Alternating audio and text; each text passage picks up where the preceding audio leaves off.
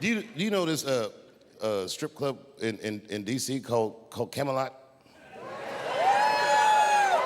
Is that still open?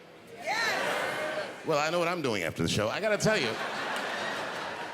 The other day, my wife called me creepy. You know, I frequent strip clubs. I don't want, it's something I like to do. And my wife said I was creepy because I go to strip clubs by myself. Is that creepy? I think that's better than going with the fellas. That's creepy to me. Hey, y'all, let's all go to the strip club and get our dicks hard together as a group of friends. Drive home in a quiet car and not talk about any of the things we've seen or done. No, nigga, I go by myself. But my wife doesn't understand why I go to the strip club. It has nothing to do with sex, you understand? I need a pinch of sexual energy in the room to relax, but it's more about being out. I like the music.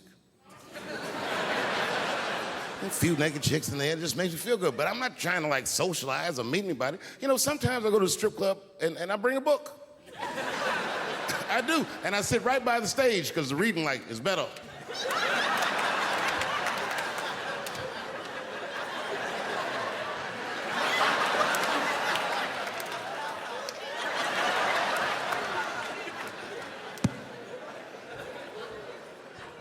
One time I went to a strip club, and this is weird.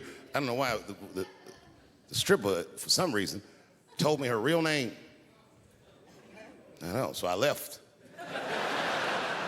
She didn't understand. She was like, "Where are you going?" I was like, "Good night, Deborah."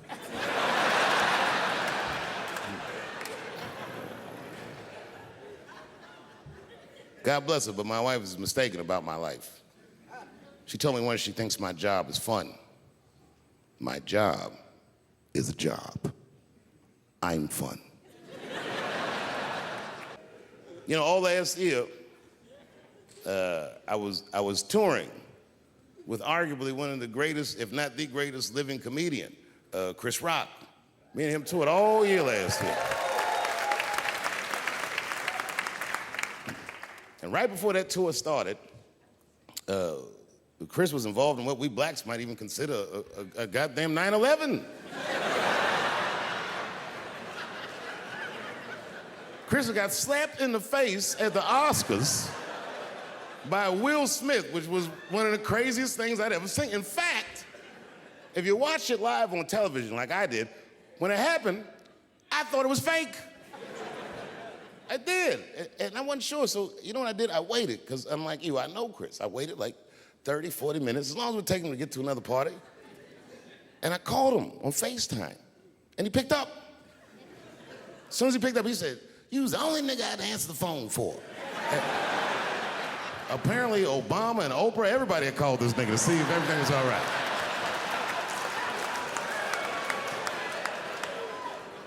And I thought it was fake. I didn't know. So I asked him, I go, "Well, you know." He said, "What?"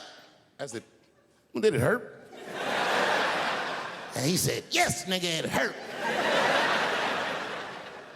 And then I knew that it was real. And then, and only then, was I offended. And I wasn't just offended that he got slapped. That was only half of it. The real offensive part was that after he slapped him, this nigga Will just sat down and enjoyed the rest of his evening. It was crazy. It was just...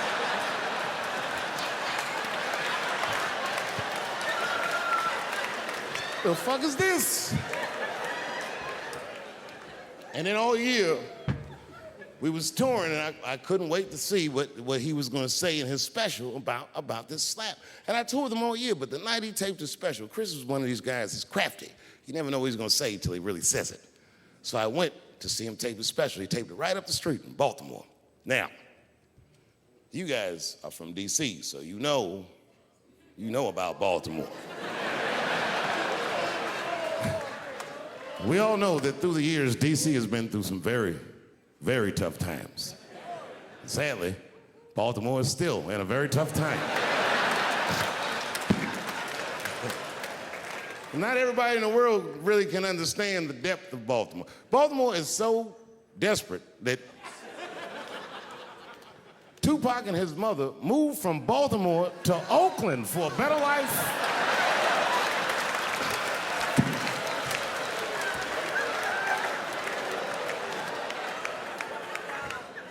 And Chris Rock went so hard in the paint, and I can't believe he did this, he shocked a Baltimore crowd. I didn't even know that was possible. I started doing comedy around here. Shocked them.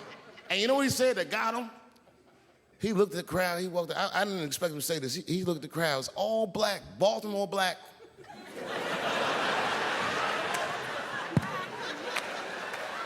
Even if you rich and black in Baltimore, you know them niggas is traumatized about something. And Chris shocked him, and this is what he said. He went to that crowd. He said, I refuse to be a victim. And the crowd said, oh. And I was backstage looking like, nigga, watch the tape.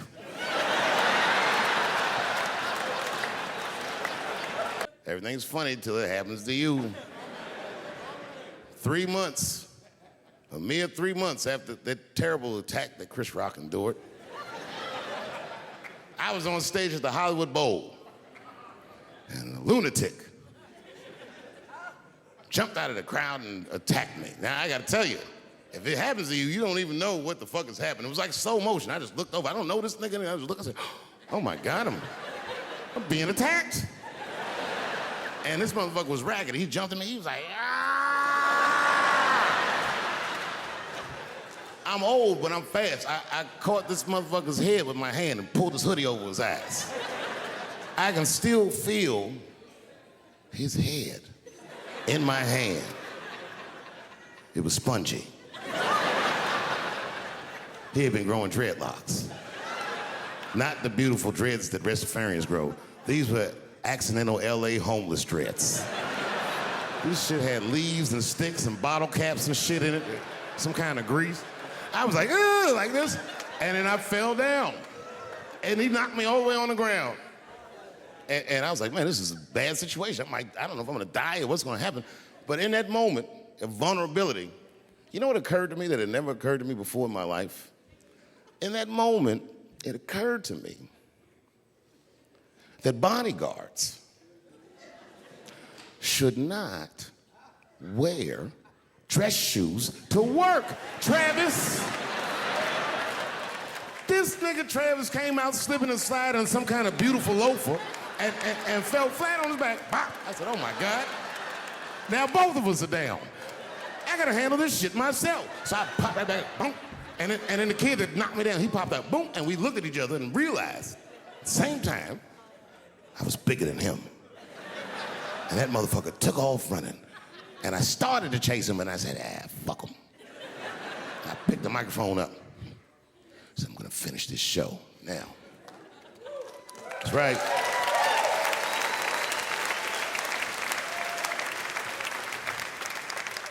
For 3 months before that, I'd been making fun of Chris Rock. And people would ask me all the time. They'd say, Dave, what would you do if you were Chris Rock and Will Smith slapped you in the face? And to this day, the answer is the same. Well, I don't know what I would have done. I've never been in a situation that extreme. But I do know now what Will Smith would not have done. And that is enjoy the rest of his evening. Man, listen. We gave that kid a good while. We was whooping his ass.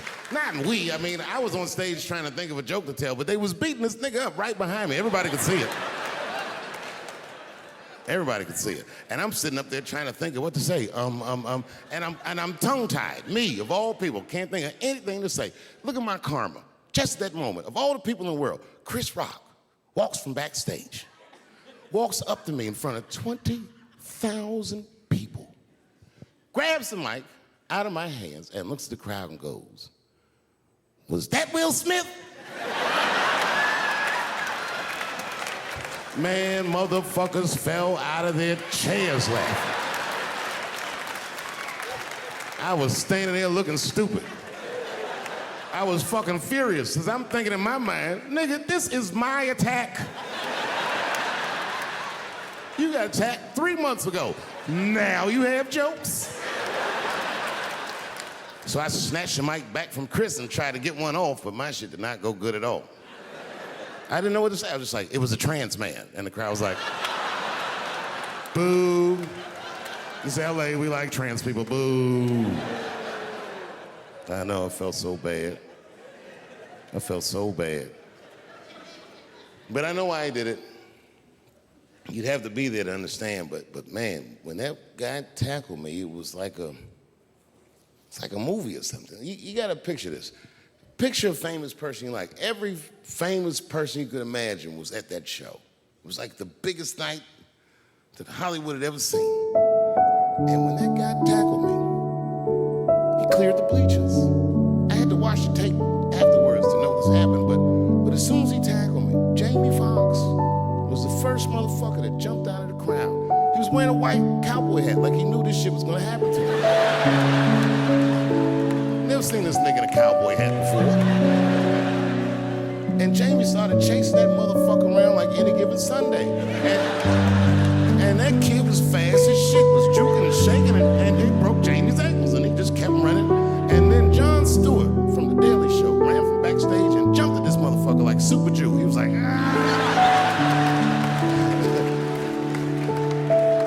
And the kid seen Jon coming, so he jumped back, and Jon went flying that way. And this kid was fast, and then he turned around. He sees the emergency exit. He starts running for the emergency exit. Just before he got to the door, motherfucking Puff Daddy from Bad Boy Records jumped in front of the door. That nigga was like,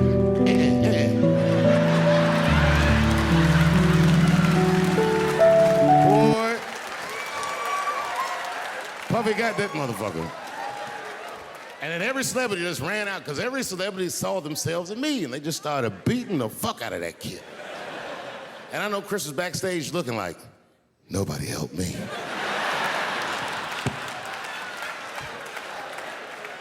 Everybody hates Chris.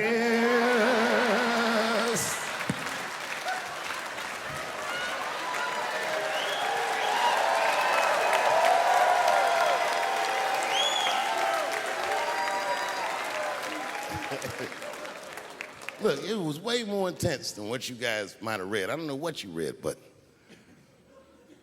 the kid, while we was beating on him, reached in his waistband, pulled out a .22 caliber pistol. That shit was mayhem. Everybody started screaming, oh my God, he's got a gun. He's got a gun. And then I got scared. I was in the back, but I was scared. Because I knew that everybody that was with me was armed. Yes, if they had shot and killed this kid on stage at the Hollywood Bowl, like I pay you to do, Travis,